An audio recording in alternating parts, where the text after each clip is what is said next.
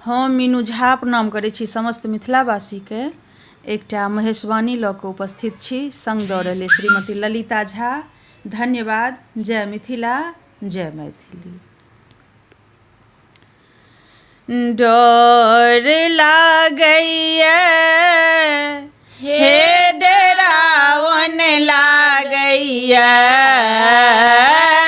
डर लागैया हे डरावन लागैया। गौरे हम नहीं जायब तोरा अंगना भयावन लागैया। गौरी हम नहीं जायब तोरा अंगना भयावन लागैया। अजगर के खंभा पर धामन के बरेरिया, अजगर के खंभा पर धामन के बरेरिया। गहू मन के कोरो फुफकार मारैया। गौरे गहू मन के कोरो फुफकार मारैया। हे गौरे हम नहीं जायब तोरा अंगना डर लागैया। गौरे हम नहीं जायब तोरा अंगना डर लागैया। कर करत के बाती पर साखर के बंधन माँ, कर करत के बाती पर साखर के बंधन माँ। बिरहने के खोता घन घन करैया।